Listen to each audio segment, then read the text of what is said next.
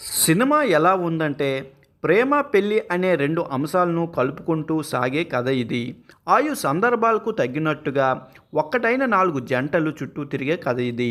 పెళ్లి తర్వాత ఏ జంట ఎలాంటి పరిస్థితులు ఫేస్ చేయవలసి వస్తుంది అనేదే ఈ కథలో ప్రధానమైన ఉద్దేశం కనిపిస్తుంది.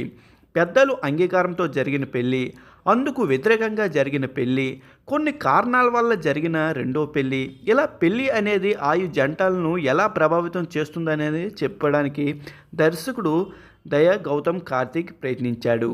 ఒకే ఊర్లో ఈ 4 కుటుంబాల చుట్టూనే ఈ కథ తిరుగుతూ ఉంటుంది. ఈ 4 కథలను సరిగ్గా చూపించి ఉంటే కథ మరొక విధంగా ఉండేది.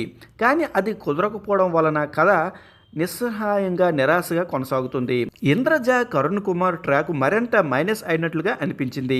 మిగతా 3 ట్రాకులు మంచి ఫన్ క్రియేట్ చేయడానికి అవకాశం ఉంది. కానీ అలా డిజైన్ చేయకపోవడం ప్రేక్షకులకు నిరాశపరుస్తుంది.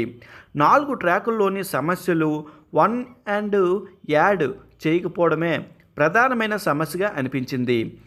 మొదటి నుంచి చివరి వరకు ఎలాంటి ట్విస్టులు లేకుండా కథ నిదానంగా ఫ్లాట్గా నడవడమే అసలైన సమస్యగా అనిపించింది.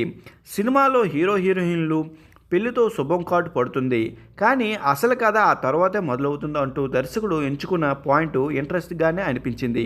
అందుకు నిదర్శనంగా ఆయన ఎంచుకున్న 4 జంటల కథలను వినోదభరితంగా చెప్పకపోవడం నిరాశ కలిగించింది. హత్తుకునే సన్నివేశాలు కానీ సంభాషణలు కానీ లేవు. ప్రధానమైన కథ 8 పాత్రల చుట్టూనే తిరుగుతుంది. సినిమా అయితే క్లాసికల్గా అలాగే వెళ్ళిపోతుంది. సినిమా అయితే ఒకసారి చూసేయండి మరి.